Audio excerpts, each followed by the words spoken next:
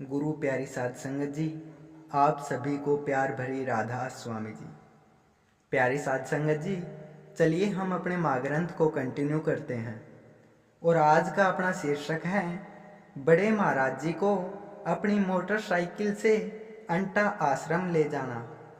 प्यारी साध संगत जी, आज हम जिस अद्भुत, आकर्षक और विश्व दर्जे के दिनोद धाम के डेरे को देख रहे हैं, वो वास्तव में बड़े महाराज जी और हुजूर महाराज जी के अथक परिश्रम, समर्पण, त्याग और अनगिनत प्रयासों का प्रतिफल है।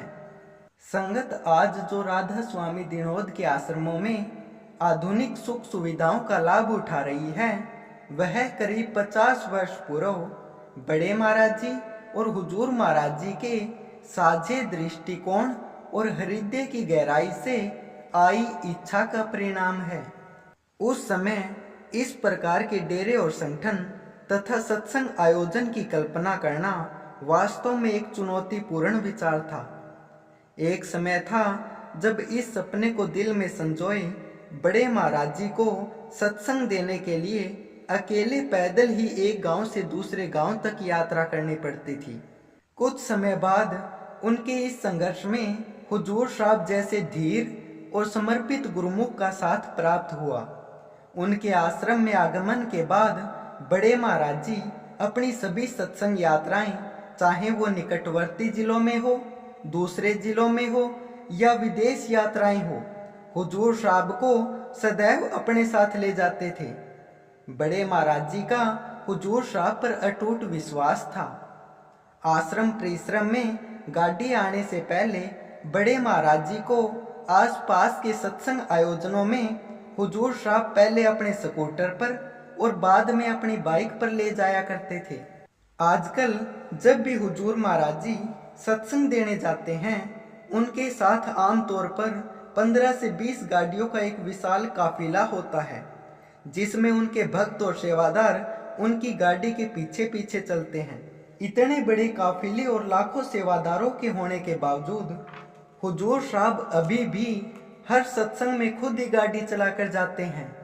चाहे वो दिनोद से भिवानी सत्संग घर जाना हो या मध्य प्रदेश के सत्संग घर में हजारों मीलों की दूरी तय करनी हो, 77 वर्षीय हुजूर साहब दिन में 10 से 12 घंटे ड्राइविंग करने के बावजूद कभी थकान महसूस नहीं करते।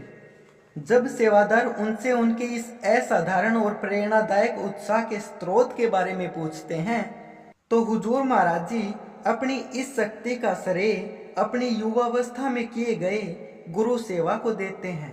वे अपने वर्तमान सफर को सामान्य बताते हुए 40 साल पहले की गई कठिन सत्संग यात्राओं को याद करते हुए एक मनोरंजक कहानी सुनाते हैं। हुजूर महाराज जी याद करते हैं कि जब वे स्कूल में पढ़ाने जाते थे, तब उनके आश्रम में दिनचर्या बेहद कठिन और व्यस्त रहती थी। अक्सर ऐसे मौके आए जब वे रात्रि सत्संग के बाद बिना विश्राम किए सीधे स्कूल चले जाते थे।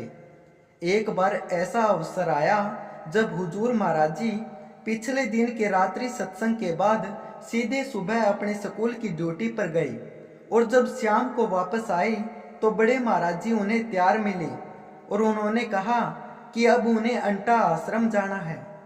हुजूर महाराज जी ने तुरंत अपनी मोटरसाइकिल निकाली और बड़े महाराज जी को पीछे बैठाकर अंटा आश्रम की ओर रवाना हो गए।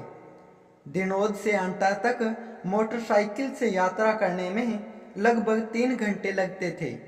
उस समय फरवरी का सुहाना मौसम था और हुजूर साहब 2 दिनों से सोए नहीं थे। मोटरसाइकिल चलाते हुए कुछ समय बाद हुजूर महाराज जी को सुस्ती महसूस होने लगी। पिछली रात की थकान उन पर हावी हो रही थी और लगातार एक ही दिशा में ड्राइव करने के कारण उनकी पलकें भारी हो रही थी। इस सुस्ती को महसूस करते ही हुजूर महाराज जी को अपने अंदर गलानी हुई, क्योंकि बड़े महाराज जी उन पर भरोसा करके उनके पीछे बैठे थे और वे नींद से जूझ रहे थे।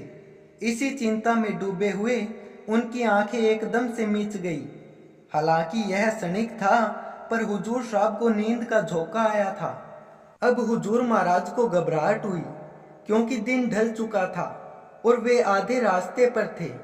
न तो तुरंत वे अपनी मंजिल पर पहुंच सकते थे और न ही वापस बाइक मोड़कर दिनोद आश्रम जा सकते थे। उनका शरीर हर गुजरते पल के साथ और अधिक सुस्त होता जा रहा था। हुजूर साहब को चिंता होने लगी कि कहीं उनसे ड्राइविंग में लापरवाही न हो जाए और कोई दुर्घटना न हो जाए।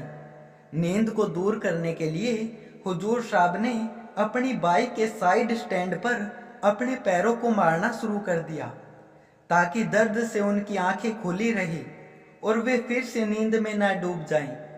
जब भी उन्हें नींद का लटका महसूस होता वे जोर से अपने पैर को स्टैंड पर मारते। हालांकि कुछ समय बाद इस उपाय ने भी काम करना बंद कर दिया। आखिर में हुजूर साहब ने बाइक को एक नहर के पास रोक दिया और बड़े महाराज जी से इजाजत लेकर सोच के बहाने से वहां से निकल गए। वे बड़े महाराज जी को सड़क पर बाइक के पास छोड़कर थोड़ा नीचे खेतों की ओर चले गए और थोड़ी दूर चलकर ऊंची जंगली झाड़ियों के पीछे छुप गए। जब हुजूर साहब शिष्य थे तब वे सिगरेट और हुक्का पीते थे और बड़े महाराज जी को भी इस बात का पता था। उस समय आश्रम में धूम्रपान और हुक्का पीने पर कोई रोक नहीं थी, क्योंकि हरियाणा के गांव में हुक्का पीना सांस्कृतिक जीवन शैली का अभिन्न हिस्सा माना जाता था। लगभग 50 साल पहले गांव के हर घर में हुक्का रखा जाता था, भले ही घर के पुरुष सदस्य उसका सेवन न करते हो, पर हर घर की बैठक या आंगन में एक हुक्का जरूर रखा जाता था। यह एक ऐसी परंपरा थी जिसमें किसी भी घर में आने वाले मेहमान को सबसे पहले हुक्का पेश किया जाता था। उस समय आश्रम में भी गांव के लोग और सेवादार हुक्का पीते थे। यह प्रथा हुजूर महाराज जी के गुरु गद्दी संभालने तक चली। जब उन्होंने गुरु गद्दी संभाली तब उन्होंने न केवल स्वयं इसका त्याग किया बल्कि इसे सामाजिक कुरीति के रूप में घोषित कर अपनी संगत में लाखों लोगों को भी इस आदत का त्याग करने के लिए प्रेरित किया। हुजूर महाराज जी ने गुरु गद्दी संभालते ही सबसे पहला बदलाव नामदान के नियमों में किया, जिसमें उन्होंने धूम्रपान को प्रतिबंधित करने का नया नियम जोड़ा। इसके साथ ही उन्होंने हरियाणा के गांव में नशा मुक्ति की एक सामाजिक मुहिम भी छेड़ी, जिसका उद्देश्य इस प्रथा को समाप्त करना था।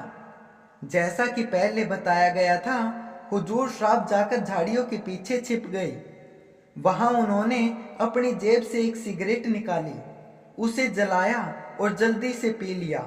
सिगरेट पीने के बाद उन्हें नींद का प्रभाव कुछ कम होता महसूस हुआ।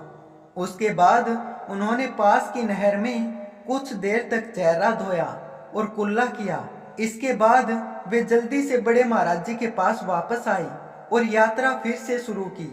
बड़े महाराज जी जो सर्वज्ञानी और अंतर्यामी महापुरुष थे, उन्हें पहले से ही पता था कि हुजूर साहब क्या करके आए हैं।